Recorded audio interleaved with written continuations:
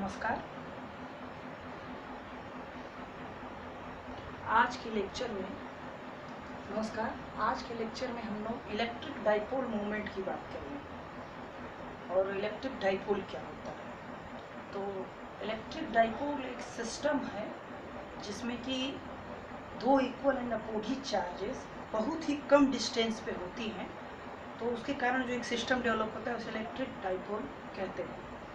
Electric dipole water में भी देखा जा सकता है। उसके अलावा और भी बहुत सारे केमिकल कंपाउंड्स होते हैं, उसमें इलेक्ट्रिक डाइपोल का फॉर्मेशन होता है। तो जैसे कि हम लोग कहते हैं कि OH माइनस और H+, तो ये जो मॉलिक्यूल्स है एक तरीके से इलेक्ट्रिक डाइपोल का फॉर्मेशन करते हैं। ये इक्वल चार्जेस हैं और इनके बीच में बहुत ही कम डिस्टेंस होती है। तो इस तरीके से इलेक्ट्रिक डाइपोल एक सिस्टम ऑफ चार्जेस है जिसमें कि दो इक्वल एंड अपोजिट चार्जेस बहुत ही कम दूरी पर होती हैं। तो इलेक्ट्रिक डाइपोल को हम कैसे डिफाइन करेंगे? A system of two equal and opposite charges separated by a certain distance is called electric dipole। जैसे कि यहाँ पे है एक नेगेटिव चार्ज है -q और एक पॉजिटिव चार्ज है +q। दोनों इक्वल एंड अपोजिट चार्जेस हैं, इनको एक पर्टिकुलर डिस्टेंस से सेपरेट किया गया है। तो ये एक सिस्टम जो है इसको इलेक्ट्रिक डाइपोल कहेंगे और इसके कारण जो फिजिकल क्वांटिटी जिसको हम मेज़र करते हैं उसको हम कहते हैं इलेक्ट्रिक डाइपोल मोमेंट, जिसको कि ये स्मॉल p से, जो इंग्लिश का स्मॉल लेटर होता है p, क्योंकि अगर कैपिटल P रहेगा तो मोमेंटम हो जाएगा, तो स्मॉल p से डिनोट किया जाता है। तो Q × 2L, ये जो लेंथ है ये कभी कभी L भी हम लिख सकते हैं। तो इस पर नहीं, बस इसके बीच जो डाइपोल के बीच की जो दूरी है उसका मल्टीपल और चार्ज का मल्टीपल जो है वो इलेक्ट्रिक डाइपोल मोमेंट देता है। इलेक्ट्रिक डाइपोल मोमेंट की जो यूनिट होती है कूलाम मीटर, कूलाम चार्ज की यूनिट और मीटर लेंथ की यूनिट। इसके बीच के जो डाइपोल, इस A और B के बीच की जो दूरी है उसको डाइपोल लेंथ कहते हैं। डाइपोल लेंथ 2L, इसके बीच की दूरी को डाइपोल हम लेंथ कहेंगे। तो ये चीज़ें हैं। और इलेक्ट्रिक, इसका जो डायरेक्शन होगा वो हमेशा नेगेटिव चार्ज से पॉजिटिव चार्ज की तरफ होगा। इलेक्ट्रिक डाइपोल मोमेंट का डायरेक्शन नेगेटिव चार्ज से पॉजिटिव चार्ज की तरफ होगा। यह हमको ध्यान रखना होगा कि जो भी ये सिस्टम डेवलप हो रहा है इसमें ध्यान ये देने वाली बात ये है कि जो चार्ज होगा वह उनके डिस्टेंस के कंपैरेटिवली बहुत ही ज़्यादा होगा। मतलब डिस्टेंस नेग्लेजिबल रहेगा और चार्ज एक हैवी अमाउंट रहेगा, तभी डाइपोल हम कह सकते हैं। तो ये इलेक्ट्रिक डाइपोल के बारे में जानकारी है। Dipole moment Q × 2L, direction negative to positive charge. Electric dipole की हेल्प से हम अब इलेक्ट्रिक फील्ड निकालेंगे कि इलेक्ट्रिक डाइपोल जो डेवलप हुआ है उसके कारण इलेक्ट्रिक फील्ड कुछ होगा। तो इलेक्ट्रिक फील्ड निकालने के लिए इंडिविजुअल चार्जेस के कारण इलेक्ट्रिक फील्ड एक पॉइंट पर निकाला जाता है और फिर वेक्टोरली ऐड किया जाता है। हम देखते हैं इसे।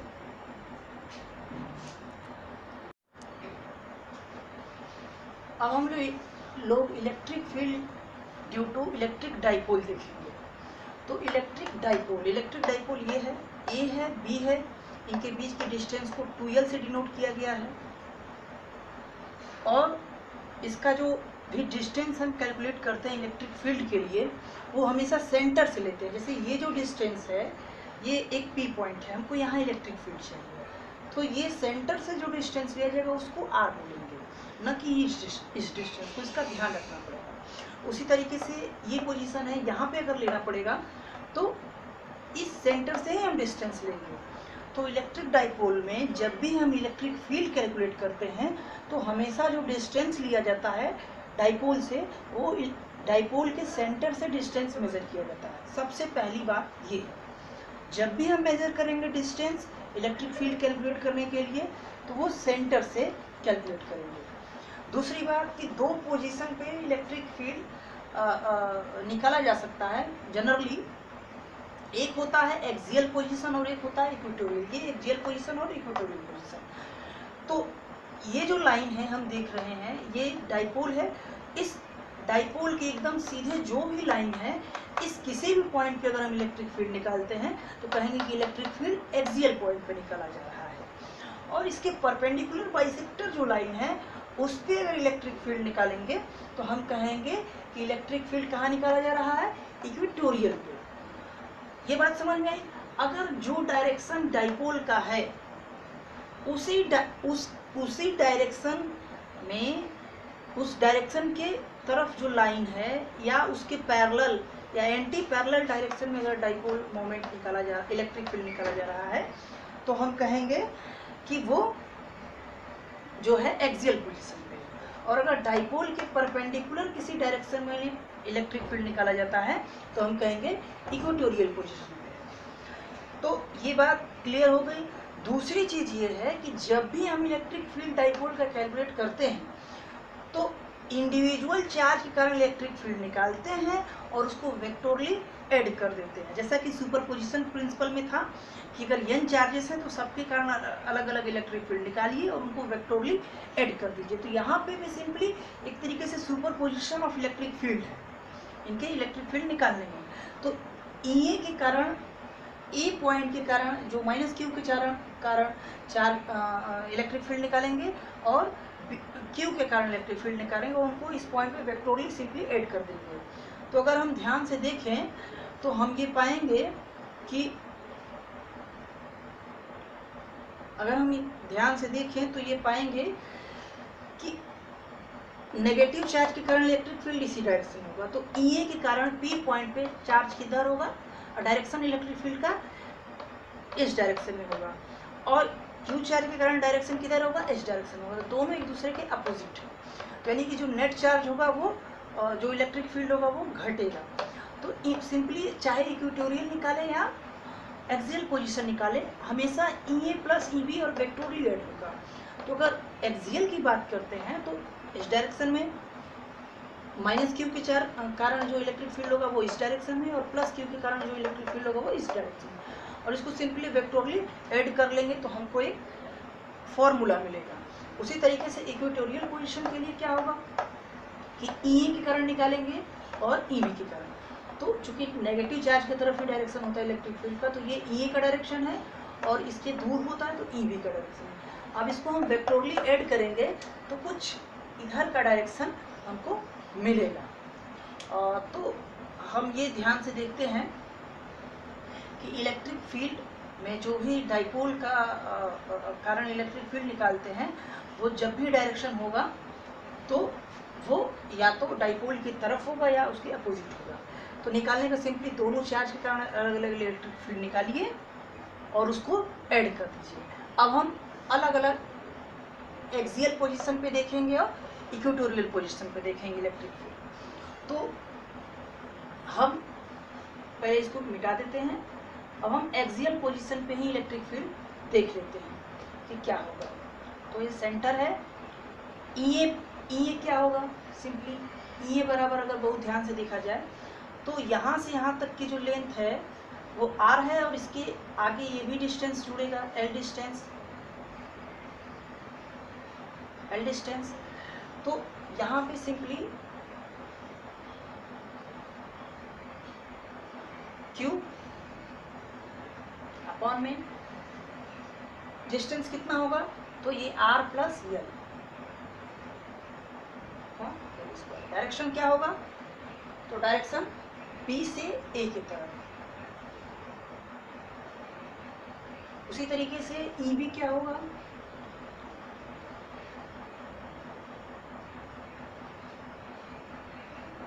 R माइनस L का होल स्क्वायर A से B की तरफ डायरेक्शन। इसमें देखिए अपोजिट डायरेक्शन है। और R माइनस L कैसे होगा, तो यहाँ से यहाँ तक की दूरी R है और जबकि हमको इस चार्ज से इतना ही दूरी लेना है, तो ये इतना ही दूरी कैसे निकलेगा, तो R माइनस L, तो ये हो गया। अब इसको हम अगर ऐड करेंगे तो कोई एक डायरेक्शन को नेगेटिव करना पड़ेगा। तो चलिए हम एक और चीज़ हम लोगों को पता है कि ये दोनों अपोजिट डायरेक्शन में है तो एक के साथ माइनस साइन आ जाएगा। अब जब एक के साथ माइनस साइन आ जाएगा तो हम इसी के साथ माइनस साइन लगाते हैं, तो जो ई निकालेंगे वो सिंपली इनका कॉमन ले लेंगे।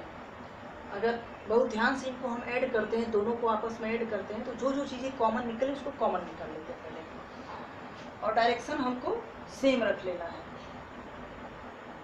तो जो जो चीज़ें कॉमन निकल रही है Q/4πε0 कॉमन निकल रहा है, इसको बाहर निकाल लेते हैं। क्या बचा?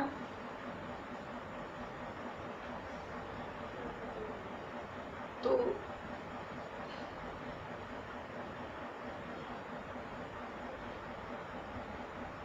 अब जो है कि 1/r+l का होल स्क्वायर माइनस 1/r-l का होल स्क्वायर, ये है।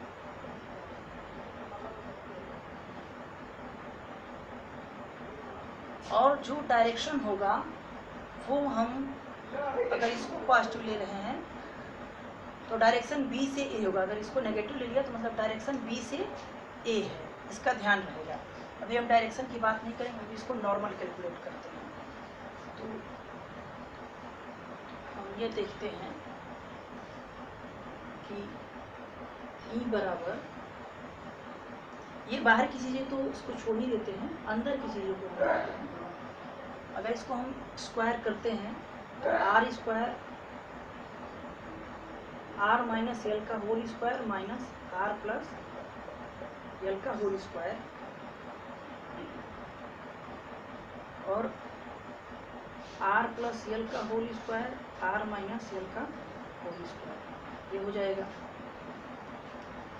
अगर हम इसको कैलकुलेट करेंगे तो r square plus l square minus 2l और r square plus l square plus 2l, तो वहाँ से r square l square cut जाएगा और -4rl आ जाएगा।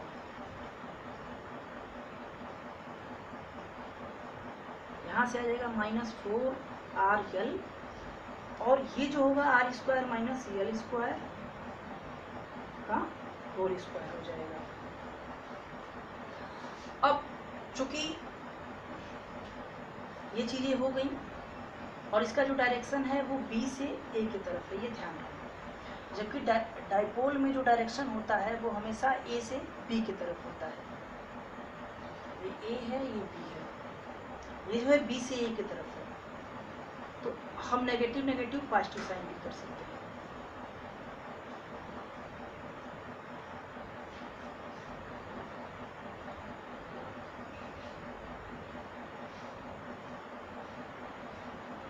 ये हो जाएगा 4ql into r 4πε0 r square minus l square का होल स्क्वायर। अब चूंकि ये जो यल है ये बहुत ही छोटा होता है, अगर हम देखें तो ये जो 2l है ये बहुत ही छोटा होता है। अब दो चेंजेस हमको यहाँ पे और करने हैं। वो चेंजेस क्या करने हैं?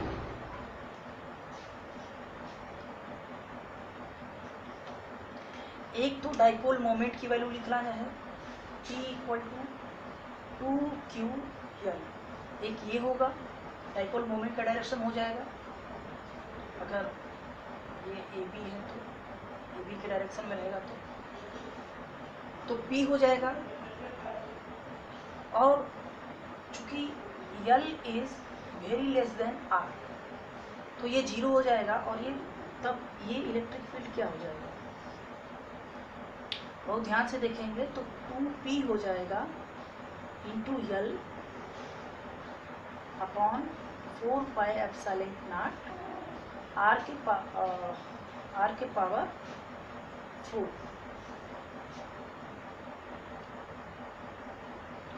सॉरी ये R हो जाएगा।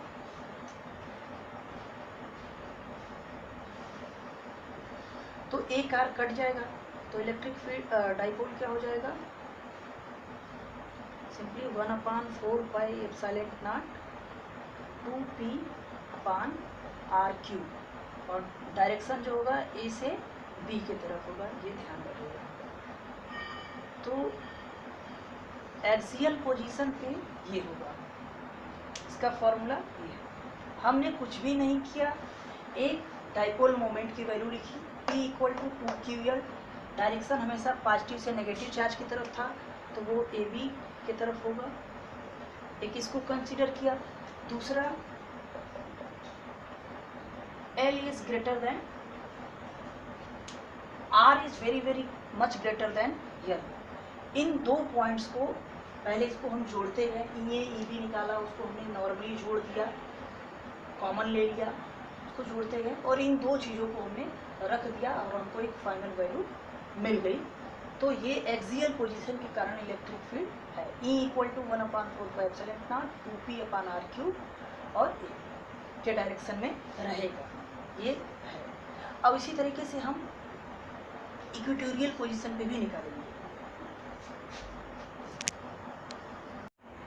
अब हम लोग electric field of dipole at equatorial position निकालेंगे। यहाँ पे भी मैंने जैसा बताया कि सिंपली नेगेटिव चार्ज के कारण इलेक्ट्रिक फील्ड और पॉजिटिव चार्ज के कारण इलेक्ट्रिक फील्ड निकालिए और उनका वेक्टर एडिशन करिए।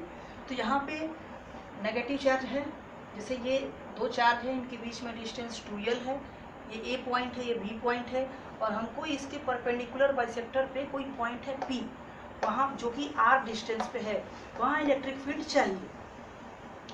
तो हम क्या करेंगे, EA के कारण इलेक्ट्रिक फील्ड निकालेंगे, EB के कारण। नेगेटिव चार्ज की तरफ इलेक्ट्रिक फील्ड का डायरेक्शन होता है, तो इसी कारण EP पॉइंट पे इधर का डायरेक्शन EA होगा ये, और पॉजिटिव चार्ज से दूर का होता है तो ये होगा EB।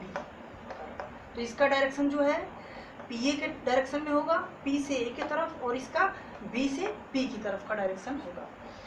अब हम जब इसको इलेक्ट्रिक फील्ड निकालेंगे तो हम देखते हैं कि EA के कारण इलेक्ट्रिक फील्ड 1/4πε0 q/r² + l² का होल, ये क्योंकि ये जो डिस्टेंस है वो कितना होगा, r² + l² का अंडर रूट। ये पाइथागोरस थ्योरम से होता है। अगर ये डिस्टेंस l है, ये r है, तो हाइपोटेनस का length under root r² + l² होगा।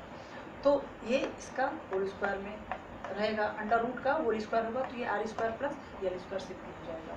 तो electric field due to A 1/4πε0 q/r² + l², direction P से A की तरफ, और EB मतलब पॉजिटिव चार्ज का है, तो 1/4πε0 q/r² + l² dp मतलब कि B से P की तरफ, तो ये डायरेक्शन हो गया। अब हम इसको वेक्टर रिजोल्यूशन करेंगे, वेक्टर के फॉर्म में रिजॉल्व करेंगे। तो जब रिजॉल्व करेंगे, जैसे ये है, और हम एक चीज़ बहुत ध्यान से देखेंगे, ये और EB की वैल्यू को अगर हम कह लेते हैं कि चूँकि यहाँ पे EA = EB है, अगर हम इसको बहुत ध्यान से देखें तो इसका अगर मैग्नीट्यूड की अगर हम बात करेंगे तो इसको हम नॉर्मली E लिख सकते हैं, इसको हम E लिख देंगे, इन दोनों को हम E लिख सकते हैं अपने हिसाब से। तो अगर हम इनका वेक्टर रिजोल्यूशन करेंगे EB और EA का, क्योंकि हमको वेक्टर एडिशन करना है, तो हमको वेक्टर के फॉर्म में रिजॉल्व करना पड़ेगा। तो EB को अगर रिजॉल्व करेंगे तो ये इधर का कंपोनेंट cos थीटा होगा, इधर का sin थीटा होगा, इधर का उसी तरह इसको भी करेंगे तो इधर का cos थीटा, इधर sin थीटा। तो इस डायरेक्शन में ऊपर का नीचे का कट जाएगा और इधर रिजल्टेंट 2 टाइम्स हो जाएगा। तो हम अगर इसको रिजॉल्व करते हैं तो EA जो होगा E cos theta - i cap, इधर है तो - i cap, plus EB sin theta j cap, ऊपर है तो j कैप। उसी तरह EB को जब करेंगे तो E cos theta - i cap ये, और E sin थीटा ये भी माइनस j कैप है, ये नीचे। अगर हम इसको अब नॉर्मली ऐड करेंगे, EA प्लस EB करेंगे, तो ये जो कंपोनेंट है j कैप वाला वो तो कैंसिल आउट हो जाएगा और i कैप वाली चीज़ें बचेंगी। तो क्या होगा, अगर इसको एडिशन करेंगे तो -2E cos theta i cap. cos theta यहाँ पे क्या होगा, तो आप ये थीटा अगर एंगल है, आप ध्यान से देखिए, अगर इनके बीच का एंगल ये थीटा है तो ये भी थीटा हो, क्योंकि ये दोनों लेंथ इक्वल है। तो अगर इसको देखेंगे ये पैरेलल है तो ये कॉरस्पॉन्डिंग एंगल कारण थीटा हो जाएगा, और ये अल्टरनेट एंगल के कारण ये भी थीटा हो जाएगा, क्योंकि दोनों लाइन पैरेलल है तो ये अल्टरनेट एंगल होंगे और ये कोरस्पॉन्डिंग एंगल होंगे। और 10th की मैथमेटिक्स में आप लोगों को पता होगा अच्छे से। तो हम इनको एडिशन करेंगे तो 2e cos theta I cap. Theta equal to क्या होगा, तो cos थीटा इक्वल टू ये बेस अपान में परपेंडिकुलर होता है, तो यल अपान में under root R square plus L square. अब हम इन चीज़ों को इसमें रख देंगे, ई की वैल्यू और cos थीटा की वैल्यू रखेंगे तो हमको क्या आएगा, इक्वेटोरियल पोजीशन पे इलेक्ट्रिक फील्ड की वैल्यू आएगी। तो ये ई है, ये cos थीटा है, अब इसमें हम रखते हैं, तो ध्यान से देखिएगा आप लोग।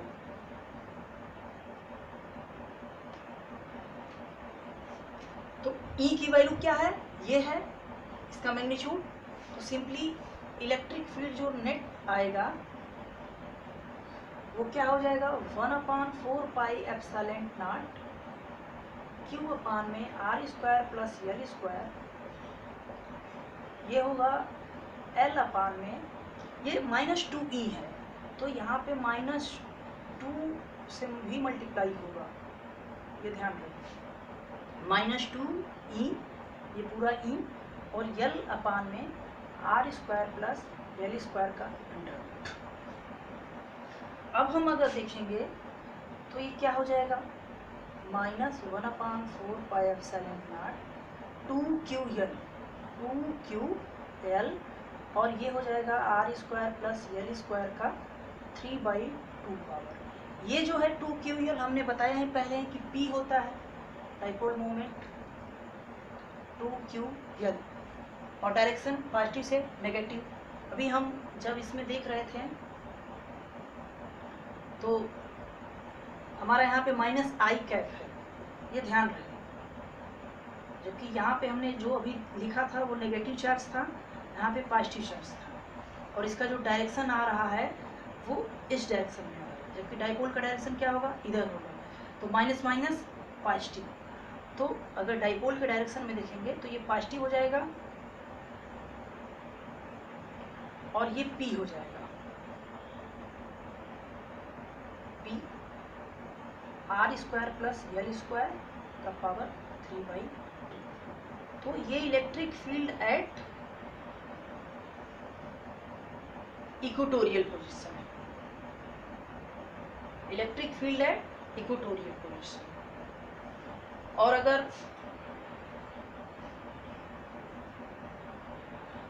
अगर यल बहुत ही छोटा हो तो क्या हो जाएगा, E = 1/4 pi epsilon not P अपान में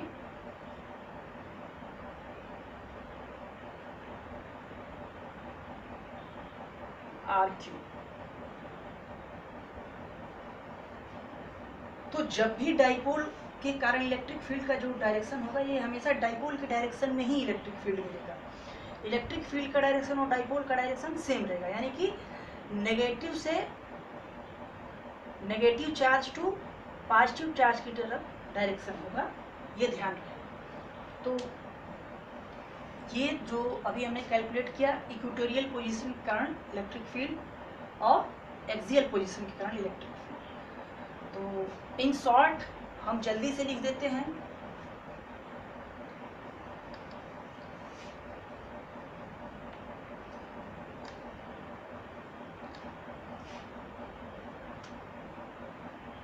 ये एक्सियल पोजीशन के लिए है,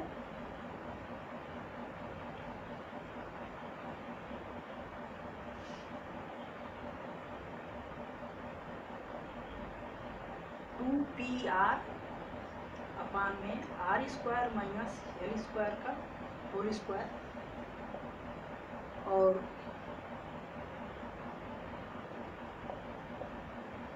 ये डाइपोल के डायरेक्शन में ही रहेगा, ये ध्यान रखें।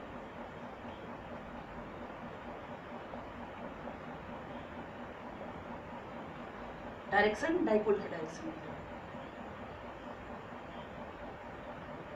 किसी भी इस पॉइंट पे, ये P पॉइंट है सपोज दैट, तो EP पे ये रहेगा नेट, 2L है, -Q चार्ज है, Q चार्ज।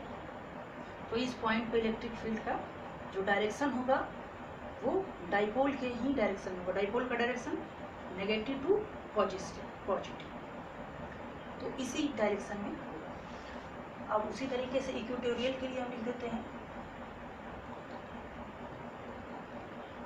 इक्वेटोरियल के लिए क्या होगा, अभी हमने कैलकुलेट किया,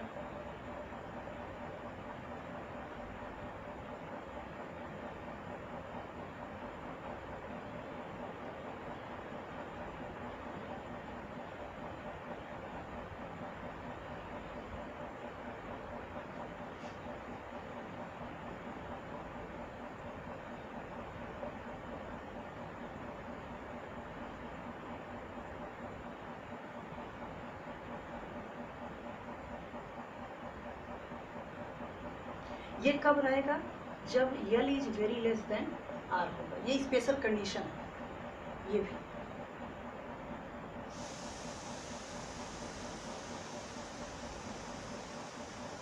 स्पेशल कंडीशन है। तो ये है, और यहाँ पे जो कुछ होगा 2 चार्ज है, तो ये मेरा P पॉइंट है। तो यहाँ पे इलेक्ट्रिक फील्ड का जो डायरेक्शन होगा वो ये देगा। तो हम लोग देख सकते हैं कि हमेशा जो डायरेक्शन होता है नेगेटिव से पॉजिटिव, तो जो भी मिलेगा वो इधर। तो ये हमने electric field due to dipole का कैलकुलेशन किया, ये एक्सियल के लिए और इक्वेटोरियल के लिए। इसका जो हमने डेरिवेशन है वो पहले दे दिया। So very very thank you.